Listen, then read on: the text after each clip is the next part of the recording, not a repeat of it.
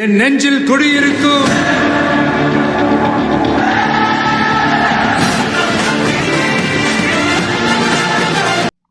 உலக தமிழர்களுக்கு வணக்கம். நான் உங்கள் வெங்கிரத்னம். 41 உயிர்களை கொன்ற கொலைகாரன் செந்தில் பாலாஜி. இத நாம டே ஒன்ல இருந்தே சொல்லிக்கிட்டு இருக்கோம். இதுக்கு காரணம் செந்தில் பாலாஜியா இருக்கும். என்ன செந்தில் பாலாஜி இப்படி எல்லாம் செய்யக்கூடியவர் தான் அப்படின்னு கிட்டத்தட்ட அது உறுதிப்படுத்தப்பட்டிருக்கு. கரூர் விவகாரத்துல கிளைமேக்ஸ், சிபிஐ தன்னோட விசாரணையை முடிச்சு கிளைமேக்ஸ் அப்படிங்கிறத நெருங்கி இருக்கு. 12ஆம் தேதி விஜய் அவர்கள் சிபிஐல ஆஜராகிறதுக்காக டெல்லி போறாரு. அதோட இந்த வழக்கு முற்றும். செந்தில் பாலாஜியை கூப்பிடுவாங்க, தூக்கி உள்ள வச்சிருவாங்க. அதுல என்ன அப்டேட் அப்படிங்கிறத டீடைல்டா நாம பார்க்க போறோம். அதுக்கு முன்னாடி சில முக்கியமான அரசியல் நிகழ்வுகள் அப்படிங்கிறது நடந்திருக்கு, அதையும் பார்த்துருவோம். திருப்பரங்குன்றம் தீபம் விவகாரம், நீதிமன்றம் மறுபடியும் செருப்ப சாணியில முக்கிய அடிச்சிருக்கு. என்ன சொல்லி இருக்கு அப்படின்னாக்க, இந்த தனி நீதிபதியான GR சுவாமிநாதன் அவர்களோட உத்தரவுக்கு எதிராக மேல்முறையீடு போய்கிட்டே இருக்கு தமிழ்நாடு கவர்மெண்ட். இந்த வழக்கு அப்படிங்கிறது இன்னைக்கு மதுரை உயர் நீதிமன்றத்துல 2 நீதிபதிகள் கொண்ட அமர்வு அப்படிங்கறதுல விசாரணைக்கு எடுத்து தீர்ப்பு இன்னைக்கு கொடுக்கப்பட்டிருக்கு. ரொம்ப அழகான ஒரு தீர்ப்பு. 200 பக்கத்திற்கு இந்த தீர்ப்பு அப்படிங்கிறது கொடுக்கப்பட்டிருக்கு.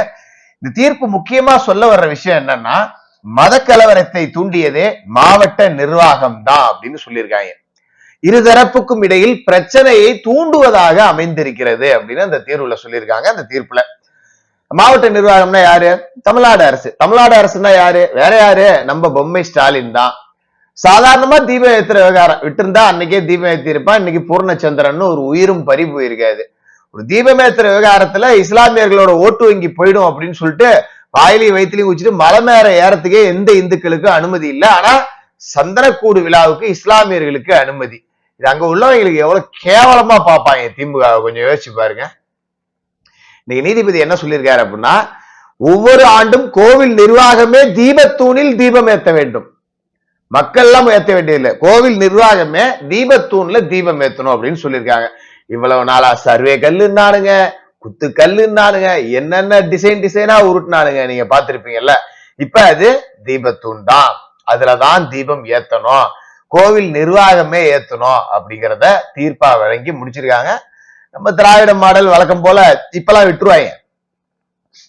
இப்ப விட்டாதவங்களுக்கு வேற வழியில தீபம் ஏத்திடுவாங்க. இவங்க அடுத்த வருஷமும் ஆட்சியில இவங்களை தப்பி தவறி உட்கார வச்சுக்கன்னு வச்சுக்கீங்களேன், கரெக்டா கார்த்திகை தீபத்துக்கு 2 நாளைக்கு முன்னாடி சுப்ரீம் கோர்ட்டுக்கு அப்பீலுக்கு போவாங்க. இப்ப போக மாட்டாங்க, இப்போ முடிஞ்சிருச்சே அப்படின்னு சொல்லிட்டு. அதனால தப்பி தவறி கூட ஓட்டு போட்டுறாதீங்க. அந்த பூர்ணச்சந்திரனோட ஆன்மா உங்களை மன்னிக்காது. இதுல முக்கியமான தீர்ப்பு என்ன அப்படின்னு சொல்லியிருக்காங்கன்னா, இந்த அரசு தான் இந்த பிரச்சனையவே பெருசாகுது. தனி நீதிபதி உத்தரவிட்ட அன்னைக்கே தீபம் ஏத்தியிருந்தா இந்த பிரச்சனைக்கே வேலை இல்ல, இருதரப்புக்குமான மோதலை தூண்டியதே அரசு தான் அப்படின்னு சொல்லிட்டு மறுபடியும் காரி தூணு துப்பாத குறையா துப்பி இருக்கு நீதிமன்றம் அப்படின்னு தான் இந்த வழக்கை நாம எடுத்துக்கணும். அடுத்ததா அமித்ஷா அவர்களுடைய தமிழ்நாடு வருகை கிட்டத்தட்ட செட்டில்மெண்ட். ஏடிஎம்கே கூட்டணி அப்படிங்கிறது ஃபைனலைஸ் ஆயிடுச்சு. டிவிகேவுக்கு கூட்டணி இல்லை. இதுதான் ஃபைனல் ரிசல்ட். காங்கிரஸ் வருது புலி வருது கதையா சொல்லுவாங்க. காங்கிரஸ் மாதிரி ஒரு திமுகவுக்கான கொத்தடிமை யாருமே கிடையாது அப்படிங்கிறதால காங்கிரஸ் அங்கிருந்து வரலாம் மாட்டாங்க. அதனால டிவிகே தனித்து அப்படின்னு சொல்லிட்டு களத்துல இறங்கிடலாம். இன்னொரு சிலர் சொல்லக்கூடிய தகவல்கள், 12ஆம் தேதி விஜய் அவர்கள் டெல்லிக்கு போகும்போது ஒரு குறைந்தபட்ச செயல் திட்டத்தின் அடிப்படையில அதிமுகவோடு கூட்டணி அமைக்கலாம், பிஜேபியோட நாங்க அலையன்ஸ் இல்ல, நாங்க அதிமுகவோட அலையன்ஸ் அப்படிங்கிற மாதிரி உருவாகிறதுக்கான சாத்தியம் இருக்கு அப்படின்னு சொல்றாங்க. பட் அது யூகத்தின் அடிப்படையில் கிடைத்த தகவல் தான். அதோட உண்மைத்தன்மை நிச்சயமா எனக்கும் தெரியாது. முக்கியமான விஷயம் என்னன்னா, இதுல அதிமுக கூட்டணி எப்படி ஃபைனலைஸ் ஆயிருக்கு அப்படின்னா, ஓபிஎஸ், டிடிவி தினகரன் எல்லாத்தையும் கூப்பிட்டு பேசியாச்சு. வேற வழி இல்லை, எதிரியை வீழ்த்தணும் அப்படின்னா ஒற்றை கருத்துல இணைஞ்சுதான் ஆகணும்னு. நேத்து கூட டிடிவி தினகரனோட பேட்டியை நீங்க பார்த்திருக்கலாம். இப்ப பழைய இதெல்லாம் பார்த்துக்கிட்டு இருக்க முடியாது அப்படின்னு கிட்டத்தட்ட நான் அதிமுக கிட்ட போறேன் அப்படின்னு சொல்லிட்டாரு.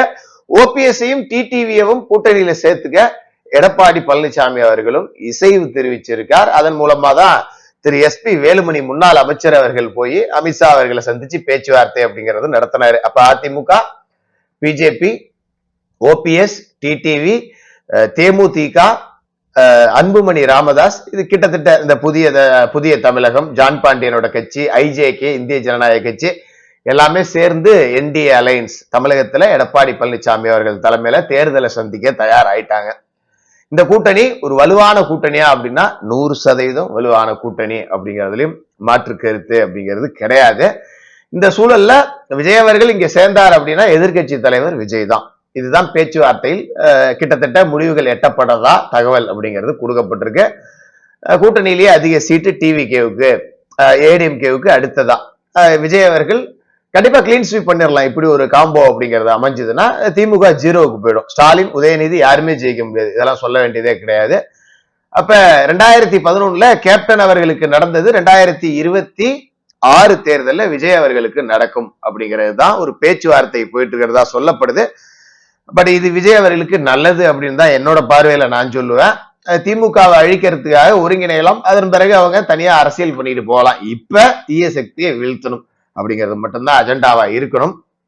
என்னோட பார்வை அப்படிங்கிறதும் அதுதான், என்னோட ஆசை அப்படின்னு கூட எடுத்துக்கலாம். சரி, இப்ப கரூர் விவகாரத்துக்கு வருவோம். நாம டே 1ல இருந்தே சொல்லிட்டு இருக்கோம். திடீர்னு செந்தில் பாலாஜி ஹாஸ்பிட்டலுக்கு வராரு. திடீர்னு செந்தில் பாலாஜி டாடா எஸ் அங்கங்க பாத்தீங்கன்னா தண்ணி பாட்டில் வருது, பேனரை கட்டிக்கிட்டு வரானுங்க. செந்தில் பாலாஜி ஒரு புனிதரா தன்னைத்தானே காமிச்சுக்கிட்டாரு. திடீர்னு ராத்திரியோட ராத்திரியா போஸ்ட்மார்டம், திடீர்னு சவங்கள் அடக்கம், பயங்கரமான ஆக்டிங் போடுறாரு. இது எல்லாத்தையுமே நம்ம பார்த்துட்டோம் இல்லையா?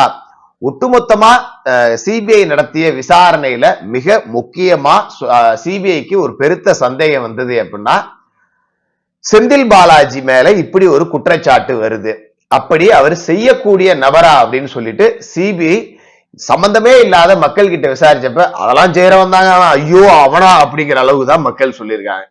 இதுதான் சிபிஐக்கு ஒரு பெருத்த ஆதாரம் கிடையாது, ஏன்னா இது மக்கள் சொன்னது. பெருத்த சந்தேகத்தை செந்தில் பாலாஜி மேல திருப்பி இருக்கு. ஏன்னா 40 பேரெல்லாம் ஒருத்தன் கொல்லுவான அரசியலுக்காக அப்படிங்கறதெல்லாம் சும்மா சாதாரணமா தெரியாது. பட் நமக்கு தெரியும் திமுக எந்த எல்லைக்கும் போவான் அப்படிங்கிறது.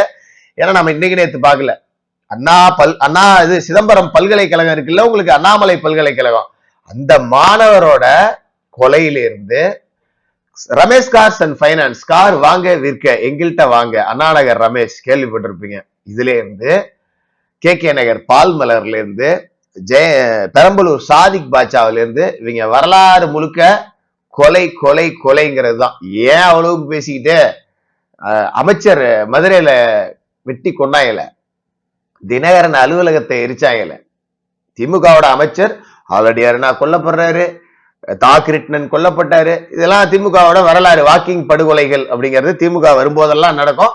அதனால கொலைக்கு அஞ்சாத கொலைகார பாதகர்கள் தான் இவர்கள் அப்படிங்கிறத நம்ம காலங்காலமா சொல்லிக்கிட்டே தான் இருக்கோம். இந்த கரூர் விவகாரம் வந்ததுல இருந்து நாமளும் அதுதான் சொன்னோம். நேற்று நயினார் நாகேந்திரன், தமிழ்நாடு பாஜக தலைவர் திரு நயினார் நாகேந்திரன் அவர்கள் பச்சையா சொல்லிட்டார், செந்தில் பாலாஜியை காப்பாற்றுவதற்காகத்தான் ஸ்டாலின் இரவோடு இரவாக கரூருக்கு வந்தார் அப்படின்னு.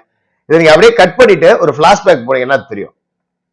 எத்தனையோ திமுக அமைச்சர்கள் மேல வழக்கு போடப்பட்டுச்சு, எத்தனையோ திமுக அமைச்சர்கள் வீட்டுல ரெய்டு நடத்தப்பட்டுச்சு, ஏன் துரைமுருகன் வீட்டுல எல்லாம் கூட ரெய்டு நடத்தப்பட்டுச்சு. அப்பெல்லாம் ஸ்டாலின் பொங்கல.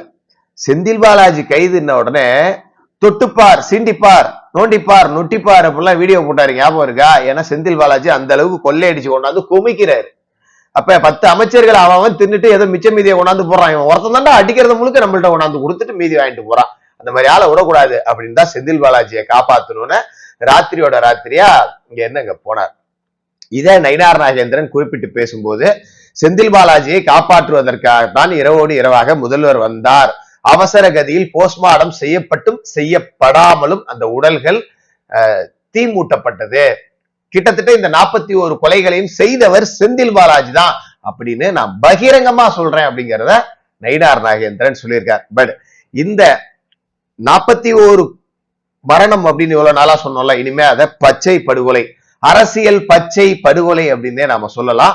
இந்த பச்சை படுகொலைக்கு செந்தில் பாலாஜி தன்னோட தலைமுறைக்கும் எந்த புள்ள குட்டிகளுக்காக நீ சொத்து சேர்த்து வச்சியோ, ஊரை அடிச்சு உலையில போட்டியோ, அத்தனைக்கும் தண்டனை கிடைக்கணும்.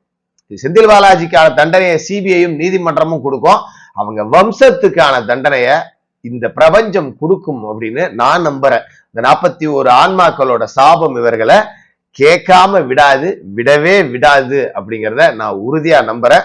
செந்தில் பாலாஜி தான் கொலைகாரர் அப்படிங்கிறத நயினார் நாகேந்திரன் சொன்னது கிட்டத்தட்ட டெல்லியின் குரலாக நாம எடுத்துக்கலாம், சிபிஐ கொடுத்த சிக்னலாக நாம எடுத்துக்கலாம். அடுத்து என்ன நடக்க போகுது அப்படிங்கிறதுக்கான ஒரு டீ கோட் அப்படின்னு கூட நாம எடுத்துக்கலாம். எது எப்படியோ பாட்டிலுக்கு 10 ரூபாய்க்கு இந்த முறை இங்க பைனாப்பிள் கேசரி எல்லாம் கிடைக்காது. விசாரணை டெல்லியில நடக்கும். அங்கேயே புடிச்சு திகார்ல வச்சு செதில் செதிலா பிரிக்க போறாங்க. அதுதான் நடக்க போகுது. அந்த நல்ல நாளுக்காக நாமளும் காத்துக்கிட்டு இருப்போம். தொடர்ந்து பேசுவோம்.